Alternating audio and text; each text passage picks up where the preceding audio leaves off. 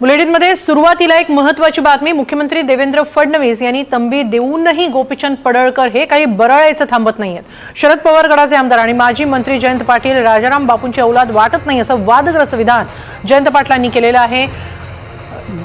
माफ करा, गोपीचंद पडळकर यांनी केलेलं आहे। तर गोपीचंद पडळकर वादग्रस्त विधानावर ठाम आहेत। तुम्ही गोप्या म्हणता, मी जनत्या म्हणू का, असंही पुढे पडळकर म्हणाले।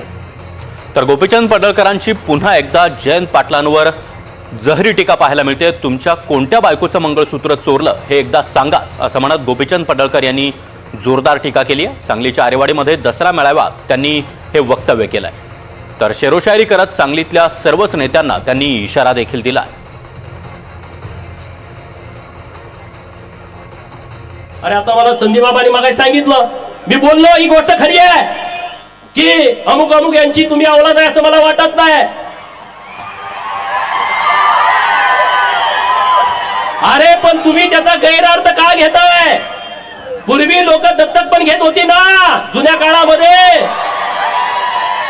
मला वाटलं त्यांच्यासारखा हा नाही, म्हणजे ह्याला काही दत्तक वगैरे घेतलाय का? परी भांड्याव बिंड्याव द्यायची माणसं माहिती तुम्हाला?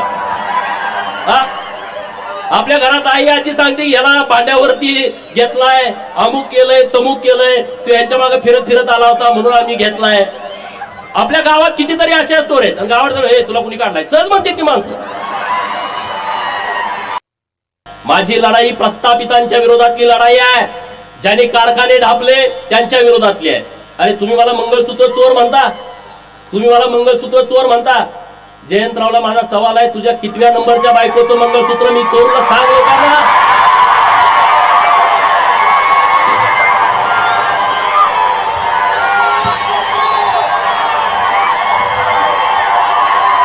बरोबर ना?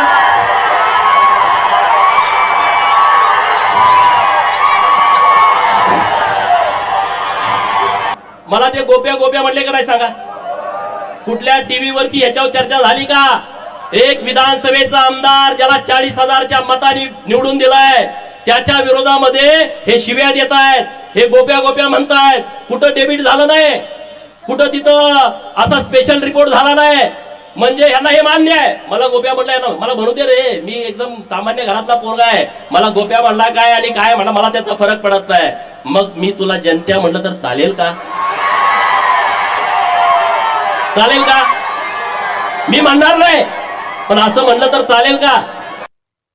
हम चलाएंगे। त्यांना काय करायचे करू द्या, त्यांनी सगळं घेऊ द्या। त्यांना सिंहासनावरती तुम्हालाच बसायचं आहे आणि आपण ते बसायचं, वाजवून सांगून बसायचं। त्यामुळे चिंता करू नका। उद्या सांगलीच्या स्टेशन चौकामध्ये इशारा सभा होणार आहे, त्या सभेला तुम्ही सर्वांनी यावं। विरोबाच्या देवस्थानच्या सर्व अध्यक्षांचं, उपाध्यक्षांचं, सर्व कमिटीचं मी मनापासून आभार व्यक्त करतो। आज जिल्ह्यामधलं वातावरण तुम्ही बघताय, बरीच लोक माझ्या विरोधामध्ये भूमिका घेत आहेत।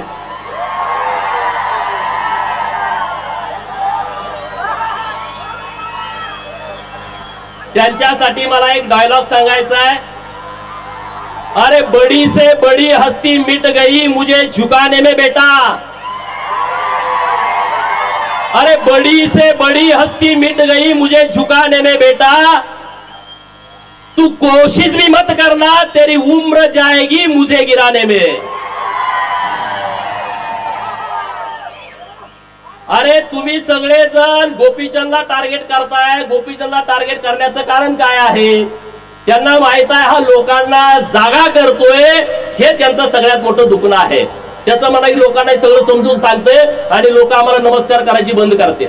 लोक आम्हाला बोकडं कापायची, घरी जेवायला बोलवायची बंद केलं, गावात बॅनर लोक लावायची ते लोकांनी बंद केलं। हे यांचं सगळ्यात मोठं दुखणं आहे। आज सगळे जिल्ह्यातले माझ्या विरोधात जतलाच येते। दुसऱ्या तालुक्यात जाऊन बघा, दुसऱ्या तालुक्यात बैठक नाही, मीटिंग नाही।